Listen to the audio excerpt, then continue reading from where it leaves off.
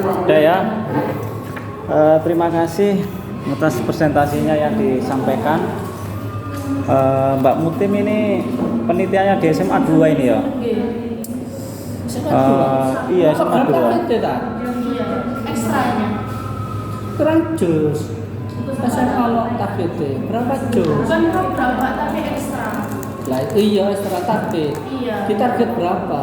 Kalau untuk target nggak ada Pak, karena ini ekstra, jadi kita bukan kita, jadi ngikut siswanya. Kalau siswanya mau Ada yang hafal berapa jus? 3 jus. Iya. Dari program target itu. Iya. Terus nggak ada yang mendatangkan guru target. Ada Pak. Dari namanya mana? Ustadz Badrun. Dari rumah tahfidz di daerah perumahan Pondok Indah itu loh, Pak. Berarti dia yang ngajar. Nggih, itu pembimbingnya. Berarti tiap ekstra datang. Nggih, setiap hari Jumat. Terus model tasfehnya itu gimana untuk kelulusannya? Tahapannya. Itu kan evaluasi nih Pak. Iya tahapannya. Kalau dari hasil wawancara saya, semisal anak tersebut, Enggak, satu jus langsung dites kan itu? iya, Itu ya apa modelnya ngetes? jadi begini Pak, kan ekstra ini setiap hari Jumat kalau hafalan ke Pak Ustadznya. Ke rumahnya? Buat di musola. Ya, terus? Di musola. Nah, semisal ada satu siswa itu ingin pindah dari juz 1 ke juz 2, ya itu dites Pak, mulai juz 1 itu. Iya dari awal model. sampai Iya akhir. modelnya ya apa tahapan? Model Kan tes kalau di kan pertama tesnya itu lewat ustadznya, nggak cukup lewat ustadznya, tetapi langsung cabang, langsung ke PCNO rumah tahfidzul Qur'annya. Itu tasnya di situ nanti yang akan memberikan sertifikat. Kalau sama gurunya kan tiap hari sudah dites. Iya, kalau murojaahnya itu sama guru PAI-nya, sama pembina tahfidznya. Iya. Iya ya, ustadznya itu Pak yang Tesnya cuma lewat ustadz itu. Iya. Aku orang kuat itu. Loh, tapi nanti setelah itu apa ya? Nanti Langsung yang paling tinggi. Lah ustadz itu kan segini ya, minimal kan yang rumah kelompok tahfidzul Quran. tapi kan ustadznya itu yang punya program tahfidz di rumah Indah itu Pak, di pondok rumah itu. Ya langsung ke rumahnya sana nanti. Terus yang memberikan sertifikat ijazah lulus S1 siapa? Itu ada sendiri. Katanya kemarin kalau nggak salah lembaga apa gitu loh Pak. Udah pernah kok beberapa siswa yang mendapatkan sertifikat tersebut. Terus kegunaannya apa fungsinya kalau? Kegunaan sertifikat tersebut. Heeh. Semisal siswa itu ingin ke universitas atau ke polisi atau itu tentara itu terus Pak ya. Berarti cukup nggak? Berarti tesnya cukup lewat ustadznya tok berarti ya? Iya, tapi Nggak kan langsung cabang JKH, Jami'iyah Qura wal Hufat di wilayah kota.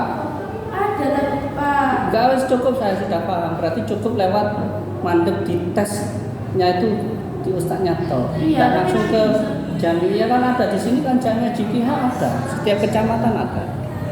Jami'iyah JKH, Jami'iyah Qura wal Hufat itu ada. Mungkin dari perwakilan itu atau yang mengeluarkan di situ atau yang mana. Sudah cukup saya paham misalnya. Ya, Berarti cukup lewat ustadz kamu mari. Ya. Aku cuma ingin tahu Mari Pak. Ya, alhamdulillah selesai Pak Eno. ingin tahu. Mbak Mutim ini siapa aja Mbak yang diwawancarai di SMA 2 itu? ada 21.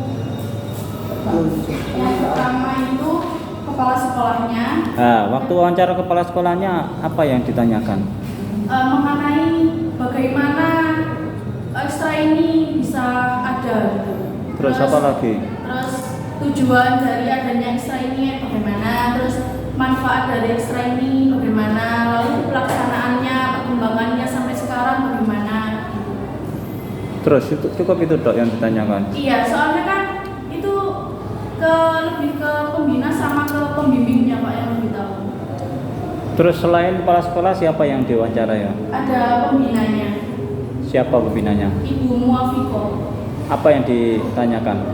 mengenai pelaksanaannya, sama juga tujuan dan manfaatnya, lalu perkembangannya anak-anak sekarang bagaimana. Terus seperti kayak anak-anak itu faktor penghambatnya Udah itu dong. Nggak ada lagi. Terus selain itu lagi apa yang diwawancarai? Ada pembimbingnya tadi, Ustadz Badrul. Badrul. Badrul Huda. Badrul. Kalau ke Ustadz Badrul Huda itu apa yang ditanyakan? Hampir sama dengan pembina Pak. Pertanyaannya mengenai tujuan dan manfaat, lalu pelaksanaan, terus perkembangannya. Mbak Mutim ini dulu buat pedoman wawancara sebelum wawancara ke sana. Iya, Ada pedoman wawancaranya. ada Pak, lampiran. Lampiran, oh itu ya yang di belakang itu ya. Iya, halaman 100. Cuma itu aja ya yang. Iya. Dari sekolah. Ya. Berarti sekarang mulai dari bab 1 ya. Tidak wes, mulai abstrak dulu. Abstrak, tolong dibuka abstraknya. Nah. Sudah, abstraknya sudah dibuka. Sampun. Apa yang sekiranya di abstrak itu salah? Kira-kira yang salah ada di mana di abstrak itu? Salahnya di mana? Paragrafnya kurang banyak. Paragrafnya kurang banyak. Harusnya Bapak 4 ya Pak? loh, 4 atau 3? 4. Oh, 4 ya. Ya itu paragrafnya berapa itu? 2. Berarti bisa-bisa. ya kalau 4 kan ya dipisah-pisah ya. Paragraf pertama menceritakan apa, Mbak? Latar belakang. Paragraf kedua? Tujuan. Ya, paragraf ketiga. Teknik itu. Teknik. Pepet. Ya. Paragraf keempat. Hasil. Ya, itu sudah tercover belum itu? Di abstrak. Sudah. Yang di paragraf 1 itu ada latar belakang, tujuan sama pepet. Terus di paragraf keduanya itu hasilnya. Berarti tinggal memisahkan paragraf itu ya. Berarti nanti tolong disesuaikan ya. Sekarang dari bab 1 ya. Iya. Dari bab 1 itu kira-kira yang di latar belakang itu yang ditulis Mbak Mutim itu apa aja? Gak usah baca. Yang ada di bab 1 itu apa aja? Itu yang dijelaskan oleh Ibu Guru. Yang dijelaskan oleh Ibu Guru bahwasanya siswa itu masih ada yang kurang mampu membaca Al-Quran. Lalu beberapa siswa itu menganggap pelajaran PAI itu monoton, membosankan. Karena banyak cerita dan juga hafalan-hafalannya. Itu konteksnya ya. Konteks itu yang sesuatu yang ada di lapangan. Sekarang teksnya apa? Kenapa Pak? Yang ada di bab 1 teksnya terkait dengan apa?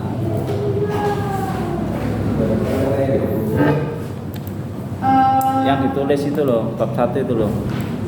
Menceritakan apa bab 1-nya itu? Menceritakan profit sama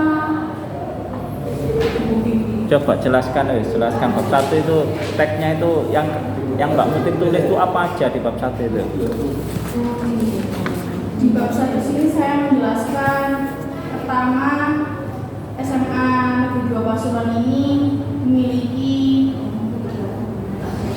tujuan untuk menciptakan generasi yang berkualitas baik secara fisik maupun mentalnya. Terus menjelaskan ada beberapa ekstrakurikuler juga. Terus di sini juga ada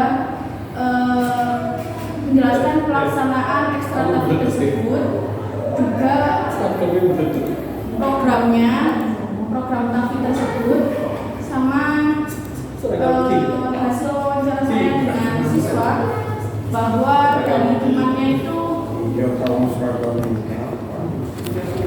masih kurang berminat dalam pelajaran agama.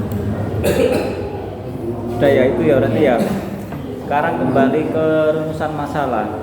Rumusan masalah ada berapa? Ada 2. Yang pertama Implementasi, bagaimana implementasi ekstrakurikuler tahfidz Quran dalam meningkatkan minat belajar siswa bagaimana pelajaran pendidikan agama Islam di SMA Negeri 2 Pasuruan.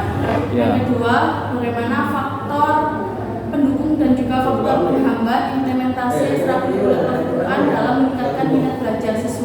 pada mata pelajaran PAI di SMA Negeri 2 Pasuruan. Nah, kalau sama Mbak Mutin tak beri soal luas terkait dengan rumusan masalah pertama tadi, jawabnya gimana? Soal apa, Pak? Soal luas. Soalnya terkait dengan implementasi ekstrakurikuler tahfidz Quran dalam meningkatkan minat belajar siswa pada mata pelajaran PAI di SMA 2. Kira-kira jawabnya apa kalau soalnya itu? Karena implementasi itu ada tahapan-tahapannya. Ya, saya menjelaskan implementasi di ekstrakurikuler tahfidz di SMA Negeri 2 Pasuruan itu ada 3. Yang pertama perencanaan, kedua pelaksanaan, dan juga evaluasi. Belum terjawab itu, Mbak. Kalau jawabannya perencanaan, pelaksanaan sama evaluasi belum terjawab. Soalnya ini kan untuk dalam meningkatkan minat loh. Biar minat belajarnya itu meningkat itu, kira-kira apa buktinya kalau minat belajarnya meningkat itu? Paham ya? Dari hasil lapangan pada saat pelajaran PAI, Pak. Nah, saat pelajaran PAI. Iya. Kira-kira di dalam skripsi ini ada nggak bukti yang menunjukkan kalau memang ada peningkatan prestasi belajar PAI? Ada di pembahasan. Pembahasan halaman untuk tabel 2 pada penting kalau ketika Sebelum di pembahasan ada di hasil wawancara itu di bab 4, Pak. apa bahasannya apa? Halaman berapa?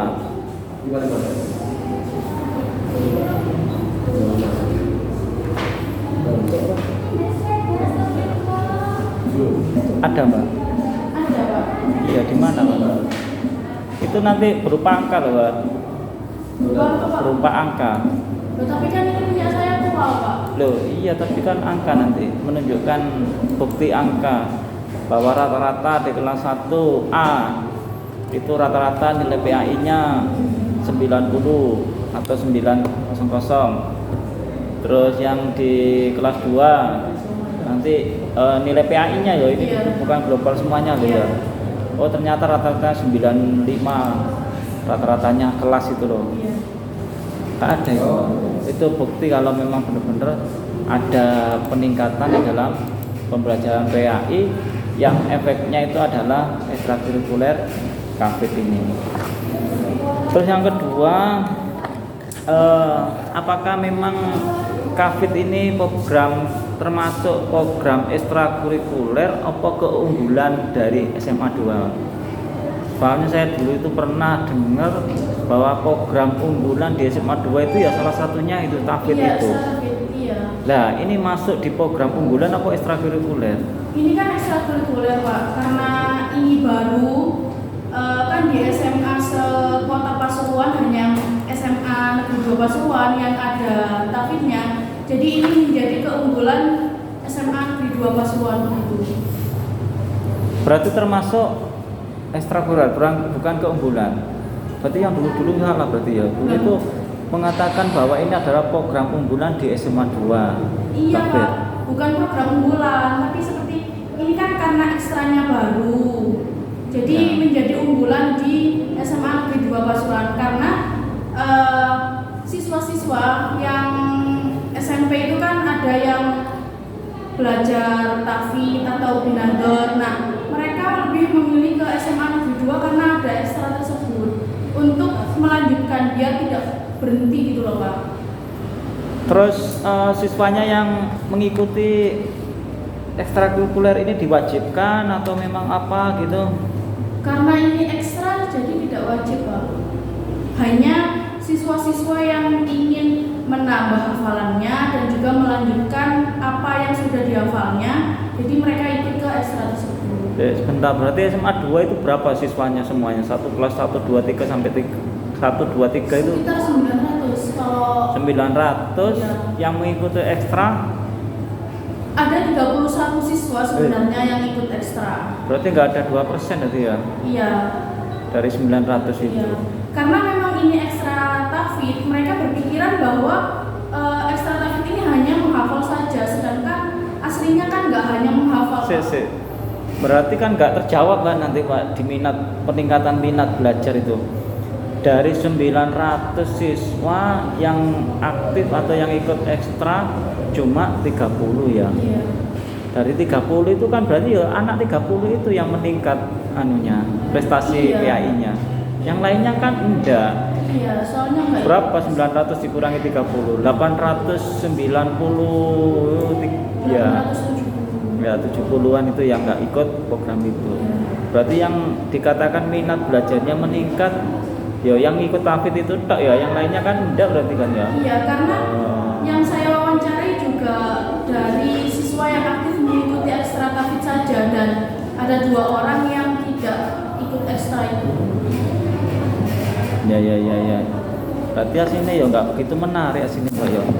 Judulnya ini nggak begitu menarik ini. Karena apa? Karena ya itu tadi 30 dari 900 siswa cuma 30 yang mengikuti kegiatan ekstrakurikuler TAFID. Terus sekarang Mbak, di rumusan masalah kedua itu kan faktor pendukung ya Iya. dan Faktor penghambat. Nah, kira-kira itu penghambatnya itu ada solusinya apa enggak? Yang pertama kan ada 2 faktor pendukung sama penghambat. Kalau penghambat kan ada internal dan juga eksternal Pak ya. Kalau internal itu kan dari diri siswanya sendiri. Contohnya kayak minatnya dia, terus dia fokus enggak gitu, terus dia sering lupa enggak begitu. Kalau untuk yang eksternal itu kan dari kecerdasan dirinya sendiri. Terus juga peranan orang tuanya. Ya kalau semisal dia ingin ikut ekstra tapi kayak daya ingatnya lemah, ya pembina dan juga guru PAI itu hanya bisa ayo semangat, rajin bermurojaah, terus biasakan setiap hari membaca 1 atau 2 ayat berulang-ulang gitu Pak. Berarti penghambatnya solusinya belum ada berarti Mbak. Ya itu tadi dari Ditulis enggak di skripsi di bab mana itu? 4 sama 5 itu.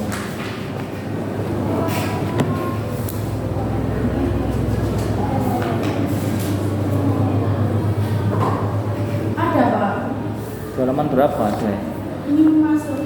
Ini di kesimpulan saya bukan. Oh, jangan jauh-jauh 45 kok. Di bab 4 berarti Pak. Di bab 4 halaman enggak ada. Saya tadi sudah baca sebenarnya.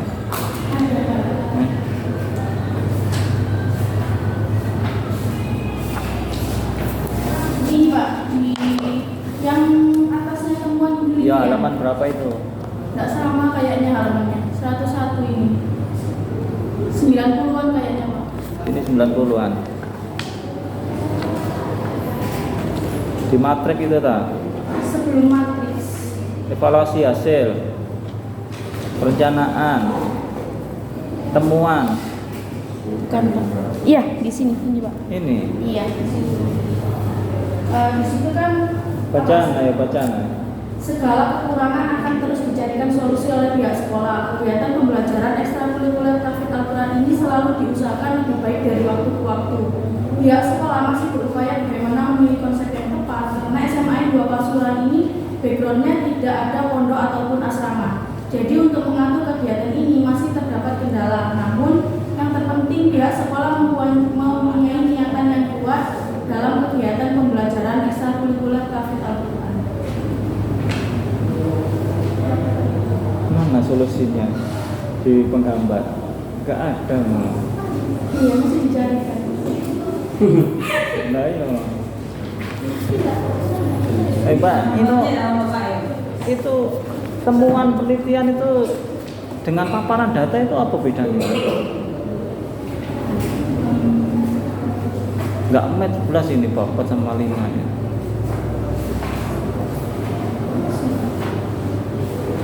Saya dulu itu ya Mbak ya pernah ngajak nang skripsi itu di STAIN Kediri itu memang ada bab 4 itu memang paparan data dan temuan penelitian, 2 hal itu pasti harus muncul di bab 4. Tapi temuan itu cuma diceritakan 1, menemukan bahwa kepala sekolah itu memiliki programnya satu meningkatkan SDM, dua meningkatkan keuangan, meningkatkan kurikulum pembelajaran. Menurut temuannya nggak terus diceritakan di dalam temuan penelitian ada perencanaan panjang. Nah, kenapa di perencanaan pelaksanaan evaluasi itu nggak dimasukkan di bab paparan data? Temuan itu kalau nggak salah cuma 1 halaman itu cukup bisa. 1 halaman atau setengah halaman cukup. Biasanya temuan itu cuma 5 atau 4 itu sudah cukup bisa. Karena yang ditemukan di dalam penelitian ya cuma poin-poin itu pun nggak dijelaskan secara lengkap. Bahkan cuma dulu saya itu kan rumusan masalah yang kedua terkait dengan implikasi terkait dengan upaya kepala sekolah dalam mengembangkan mutu itu temuannya itu cuma 1, sekolahan itu prestasinya meningkat. Dibuktikan apa? Ya dibuktikan dengan nilai-nilai, dengan pidato, banyak siswa yang memenangkan lomba-lomba pidato baik internasional atau nasional atau tingkat kabupaten. Terus juga akreditasinya meningkat, yang dulunya akreditasinya B sekarang itu jadi A. Nah itu kan berarti menunjukkan bahwa upaya kepala sekolah dalam mengembangkan mutu pendidikan itu dibuktikan dengan itu. Terus pembelajarannya efektif dan efisien. Ya sudah, cuma itu dok temuan itu, nggak perlu dijelaskan panjang lebar. Justru yang di paparan data itu yang panjang lebar di situ. Temuannya itu paling cuma 1 halaman, setengah halaman dah cukup. Karena yang ditemukan ya itu memang. Lah baru dimetkan di bab 5 itu. Jadi intinya itu kan saya baca saya lihat di slide-nya tadi itu ya mbaknya itu untuk menjawab dari rumusan masalah pertama ya 1 ya perencanaannya, pelaksanaannya dan evaluasi itu toh 3 itu. Padahal kalau memang menggunakan 3 itu ya harus dimasukkan bukti-bukti prestasi yang dilalui bahwa di sana itu peningkatan pembelajaran PAI-nya benar-benar meningkat gara-gara ada ekstrakurikuler itu ya harus dikuatkan dengan itu. Gitu. Memang kiranya tuh sampai 170 tapi saya baca itu kok ya nggak begitu terjawab rumusan masalahnya di bab 4 sama 5 itu. Ya itu aja Pak ya. Nanti kalau panjang nanti khawatirnya yang terakhir tambah sampai maghrib nanti. Udah Pak, terima kasih itu yang untuk selanjutnya nanti bisa kita ya perbaikan lagi untuk revisinya itu. Sudah, terima kasih Pak Nur Hasan. Apa sudah selesai apa masih perlu dilanjut yang lain?